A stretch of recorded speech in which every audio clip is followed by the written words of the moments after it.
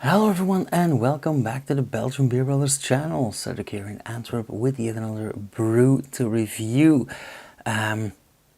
We've gone quite a few times to French beers, so I thought maybe it was time to go back to an English beer, a British ale. You guys may recognize this bottle or this shape. This is a typical Mount Saint Bernard bottle. We've already had the other Tynt Meadow Trappist beer, but today we are gonna try the blonde ale. So we've already had the green label, green bottle cap. Now we are gonna have the yellow one. This is just a very simple 5% ABV blonde ale, brewed and bottled at Mount Saint Bernard Abbey, Charnwood Forest. If you want to know more about this brewery, about this abbey, I'll put a link up here because I did do a story about them. Crafted under the watchful eye of the monks of Mount Saint Bernard Trappist Brewery in Leicestershire.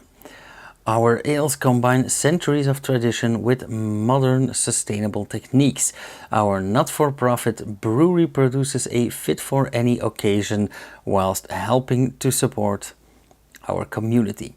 This blonde ale re-ferments in the bottle, store in a cool, dark, quiet place. Chill well before serving gently. Okay, check and double check. Ingredients: water, barley malt, hops and yeast. And they even printed this on Dutch on here. Cool. Well, in all fairness, they printed it in like 7 languages. And for a blonde, this has quite a long shelf life. Until February of 27, and I bought this a few months ago, so that would be 2 years, 24 months. That is quite long for a 5% ABV blonde. But hey, let's have a taste. As usual, branded bottle cap. And since I don't have any Tynt Meadow glasses, I'm reverting to my Trappist taster chalice.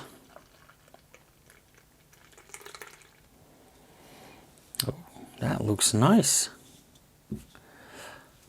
Honestly, a bit more yellow than I expected, but it is a nice dark orangey golden yellow.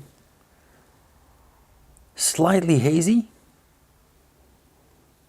And I did have to work a bit to get some good foam on it, but it does create some creamy foam, I would say, be it an absolute minimum. Now bear in mind it is English.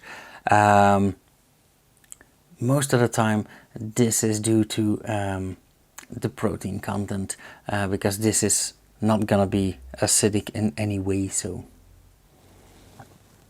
nice and sparkly.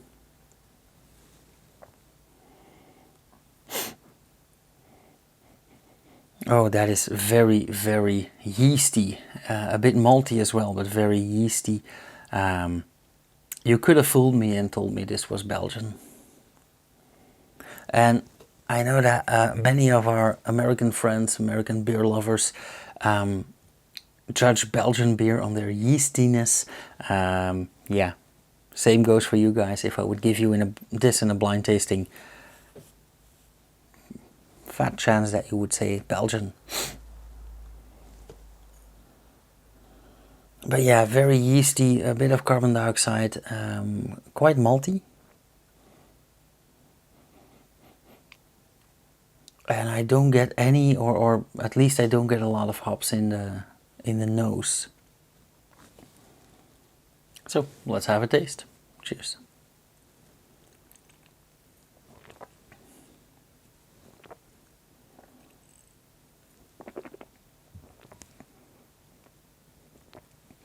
Oh my. Right off the bat, this does not taste like a 5% ABV beer. This tastes like 7.5%. quite high in carbon dioxide. As you guys know, that really boosts the alcohol content or the alcohol awareness in our mouth. Also, it is quite boozy. Alcohol is a flavor in itself, and it really comes out strong in this beer. So for a 5% ABV, this really tastes like 7 or 8, which also sounds like a great alternative if you're at the bar and you're driving. You can only have 1, maybe 2 if you're there for a few hours. If you want something strong, this is a great alternative. Wow.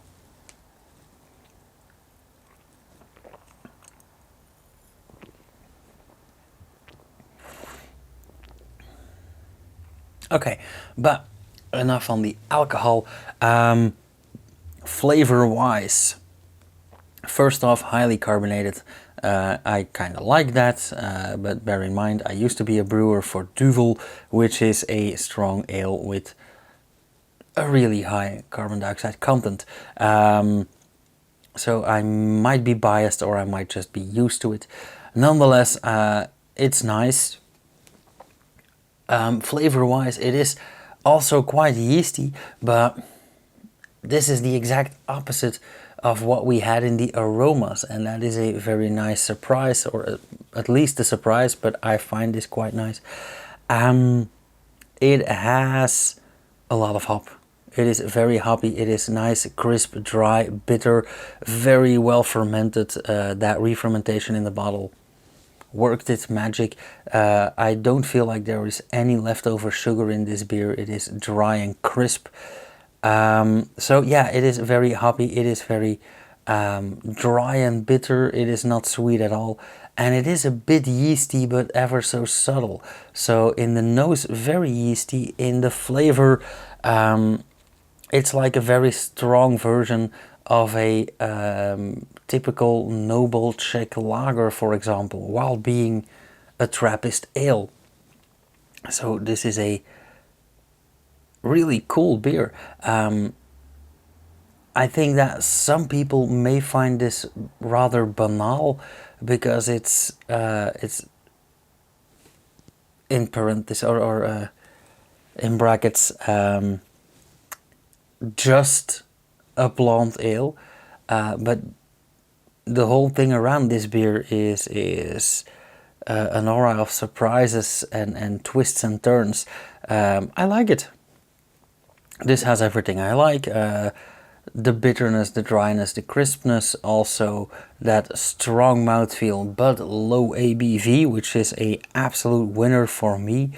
So I think I might be too enthusiastic to give this a 3.5, meaning for just a regular blonde ale,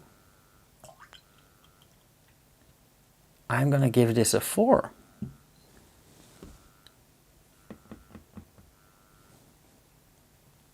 Because I think this is an absolute hit, and I think that more brewers should brew a beer like this.